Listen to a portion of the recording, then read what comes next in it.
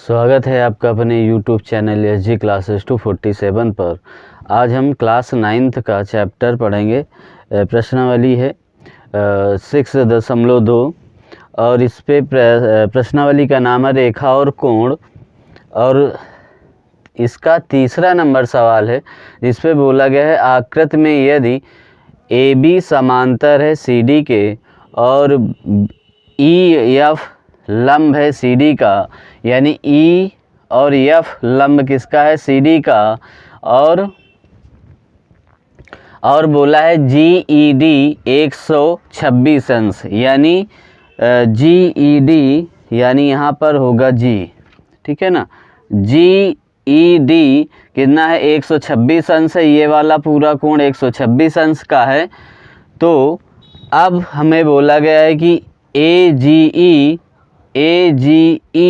कितना होगा, फिर GEF कितना होगा, GEF कितना होगा, फिर FGE कितना होगा, FGE कितना होगा। यानी ये हमको ये कोण और ये कोण ज्ञात करना है।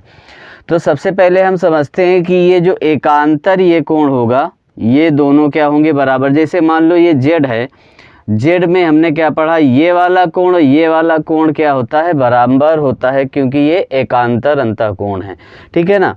तो अब हम सबसे पहले क्या करते हैं, प्रश्न में जो दिया होता है हम वही सबसे पहले लिखते हैं, फिर इसके बाद हम क्या करते हैं, उसको सिद्ध करते हैं। तो सबसे पहले हम जो दिया हुआ है उसको लिखेंगे। तो दिया क्या है? सबसे पहले जो दिया है वो लिखते हैं। तो दिया है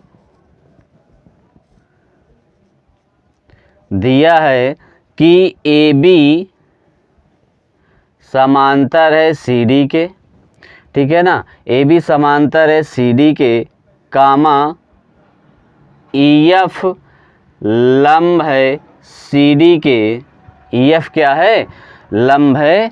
EF जो है ये लंब है CD का, ठीक है ना। और कोण दे रखा है हमारा कितना? कोण GE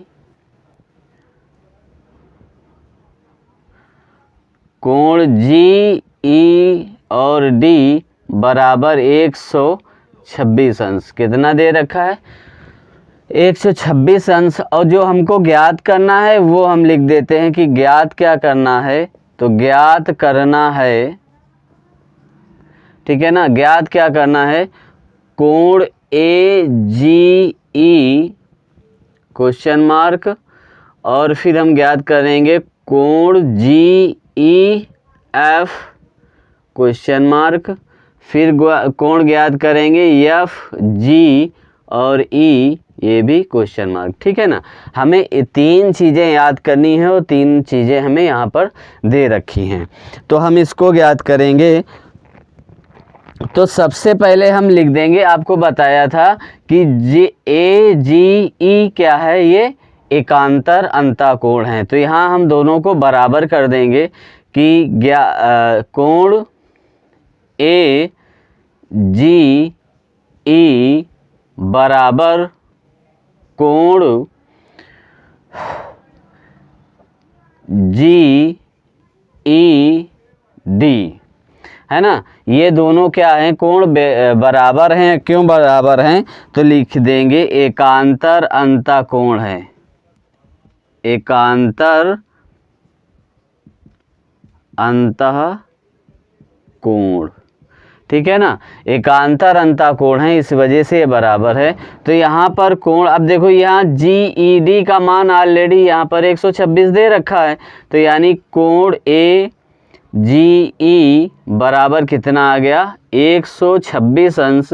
यही हमें सिद्ध करना था। तो पहला पॉइंट हमारा ये सिद्ध हो गया। अब हम देखते हैं कि ये जो दोनों कोण है ना, यानी GED पूरा क्या है? 126 अंश है, और ये लंब है। तो लंब जहाँ बन रहा होगा तो यहाँ पर 90 अंश का कोण बन रहा होगा, है ना। यहाँ पर क्या बन रहा होगा? 90 अंश का कोण। यानी ये और कोण यहाँ पर दो हैं। यदि पूरा लें GED तो यहाँ पर दो कोण यहाँ पर मिल जाएंगे, GEF, और एक मिल जाएगा डी, यानी यहाँ पर दो कोण मिल जाएंगे, वो इसके बराबर हो जाएगा। तो हम यहाँ पर 90 अंश रखकर इसको आसानी से हम ये वाला कोण ज्ञात कर लेंगे, ठीक है ना। तो हम इसको ये वाला कोण हम ज्ञात करते हैं। तो यहाँ पर हम लिख देंगे कोण जी ई एफ, है ना, कोण जी ई एफ प्लस कोण एफ ई डी बराबर 126 अंश, ठीक है। तो अब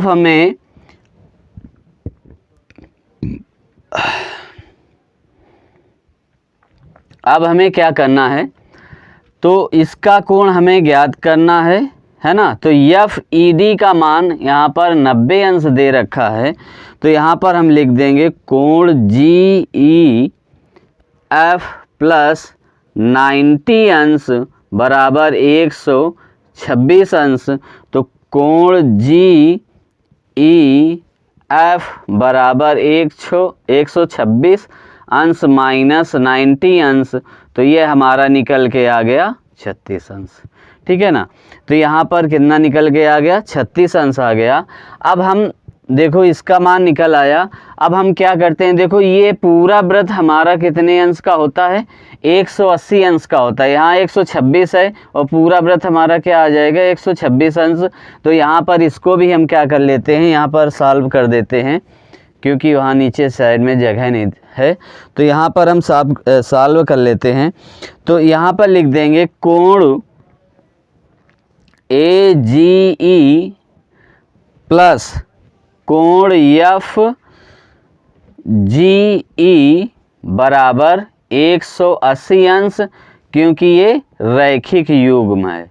क्या है, रैखिक युग्म से, ठीक है। यहाँ पर लिख भी देंगे रैखिक युग्म से, जगह थोड़ी कम पड़ी तो यहाँ से हम लिख देते हैं। अब यहाँ पर हमें ए जी ई पता है कि 126 अंश है, और प्लस कोण करेंगे एफ जी ई बराबर 180 अंश। तो हमारा कोण एफ जी ई निकल के आ जाएगा 180 माइनस 126 अंश। तो कोण एफ जी ई बराबर आ जाएगा 54 अंश, ठीक है ना। तो हमने ये तीनों कोण निकाल लिए। एक ये निकाला जी ई एफ बराबर 36 अंश, और एक कोण निकाला ए जी ई बराबर 126 अंश, और एक निकाल लिया जी ई एफ बराबर 36 अंश, एफ जी ई बराबर 54 अंश। ये तीनों कोण मांगे थे हमको, तो हम बड़ी आसानी से इसको ज्ञात कर लिया। तो उम्मीद है आपको ये सवाल समझ में आया होगा। यदि ना आया हो तो दोबारा वीडियो पॉज करके देख सकते हैं। तो बड़ा आसान सवाल था, कुछ था नहीं। अब हम देखते हैं अगला सवाल कि किस तरीके से पूछा गया है।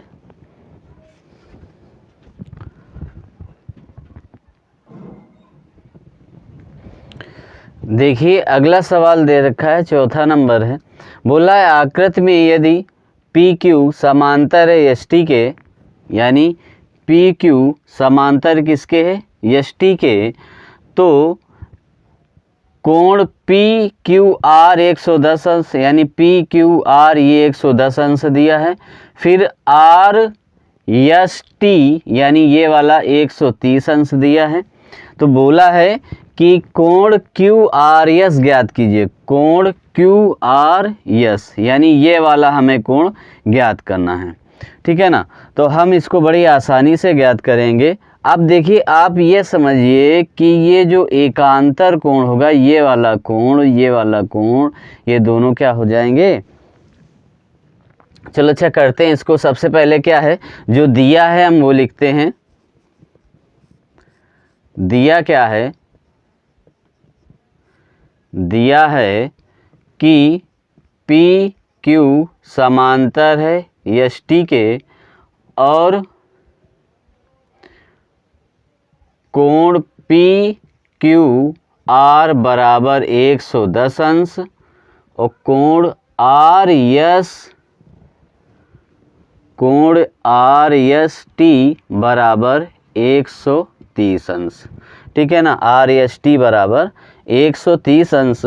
और हमें ज्ञात क्या करना है वो भी लिख लेते हैं कि ज्ञात क्या करना है। ज्ञात करना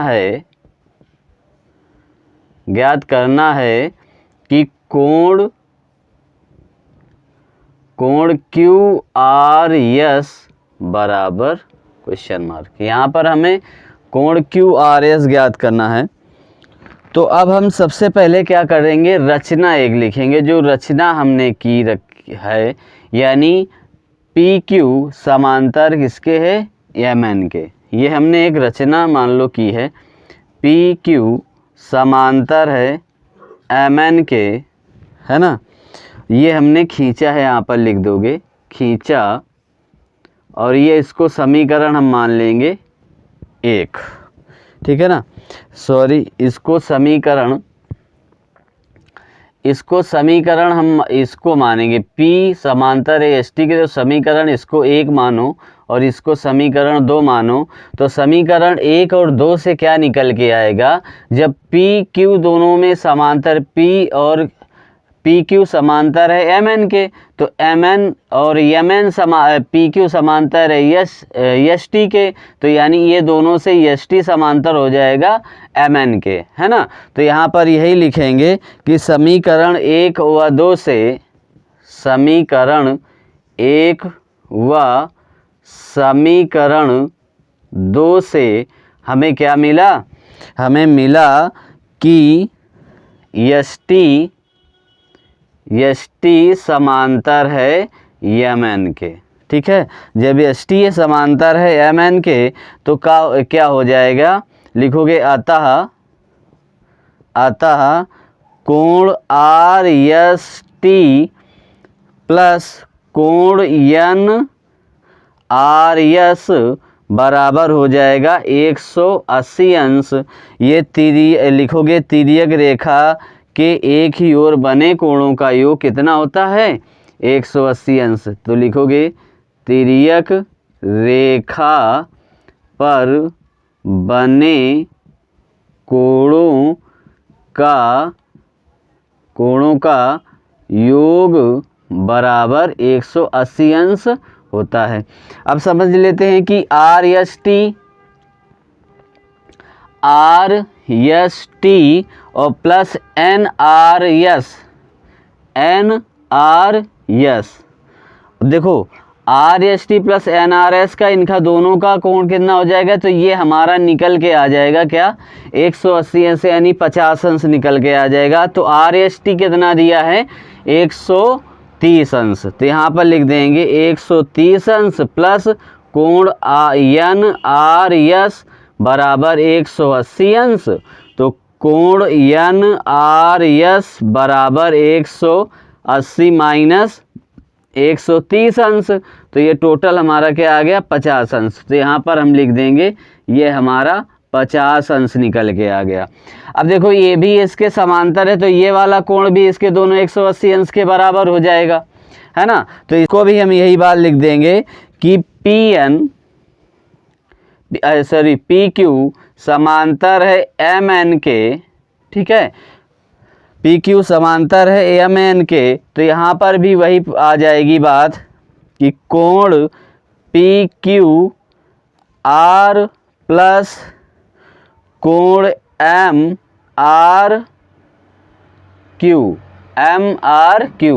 यानी MRQ ये वाला, ये टोटल कितना कोण हो जाएगा, 180 अंश। ये भी क्या लिख दोगे कि तिर्यक रेखा पर बने कोणों का योग बराबर 180 अंश होता है। ठीक है ना, तिर्यक रेखा पर बने कोणों का योग बराबर 180 अंश होता है। तो यहाँ पर इसका हम इसी तरीके से क्या निकाल लेंगे, मान इसका भी निकाल लेंगे। तो PQR हमारा कितना दिया है, 110 अंश। तो यहाँ लिख देंगे 110 अंश प्लस कोण MRQ बराबर 180 अंश। तो कोण MRQ बराबर आ गया 180 माइनस 110 अंश बराबर 70 अंश। तो ये हमारा क्या आ गया, 70 अंश आ गया। ठीक है, तो ये हमारा आ गया। हमें उम्मीद है कि ये सवाल नीचे आ रहा है कि नहीं, देखते हैं। यहाँ तक तो आ गया मगर आगे नहीं आ पाएगा, तो इसको हम यहाँ से सॉल्व कर देते हैं साफ करके। तो यहाँ पे ठीक है, तो यहाँ से सॉल्व कर देते हैं। यहाँ पर तिर्यक रेखा पर बने कोणों का योग, ठीक है ना, बराबर 180 अंश। अब ये देखो, अब इसके ये समांतर है, तो यहाँ पर हम क्या लिख देंगे, अब तीनों हम कोण ये एक वाला ये ले लेते हैं, कौन सा, कोण MRQ, और एक कोण ले लेंगे QRS, एक कोण लेंगे SRT, यानी तीनों कोणों को हम क्या कर देंगे, जोड़ देंगे। यानी कोण MRQ प्लस कोण QRS प्लस कोण NRS, है ना। तो अब हमारा ये क्या हो जाएगा, 180 अंश हो जाएगा। ठीक है ना, ये कितना हो जाएगा, 180 अंश हो जाएगा। अब इसका रीजन क्या है कि एक ही रेखा पर बने कोणों का योग कितना होता है, 180 अंश। तो यहाँ पर लिख देंगे, एक ही रेखा पर बने कोणों का योग बराबर 180 अंश। इस प्रकार से यहाँ पर रीजन भी दे देंगे कि किस लिए है। अब बड़े आसानी से देखो, हम यहाँ पर सबके मान ऑलरेडी निकले हुए हैं, तो हम निकाल लेंगे। देखो MRQ, यानी यहाँ पर MRQ का कितना है, 70 अंश, प्लस QRS हमें निकालना है, तो यहाँ पर लिख दोगे QRS प्लस NRS, यहाँ पर 50 अंश हो गया, बराबर 180 अंश आ गया। ठीक है, अब 70 और 50 हमारे क्या हो जाएंगे, ऐड हो जाएंगे, तो कोण QRS बराबर 120 अंश हो जाएगा और बराबर 180 अंश आ जाएगा। अब ये देखो, इसको इधर हम पक्षांतर कर देंगे, उधर ले जाएंगे, तो आ जाएगा कोण QRS बराबर 180 अंश माइनस 120 अंश, तो ये टोटल हमारा 60 अंश बन के निकल आया। तो यहाँ पर हम लिख देंगे कि हमारा ये कितने अंश का है, 60 अंश का। ठीक है, तो उम्मीद है क्लास आपको पसंद आई होगी ये, और सवाल भी समझ में आया होगा, और बड़े आसान सवाल था, और इसको दोबारा पहुँच करके देख लेना।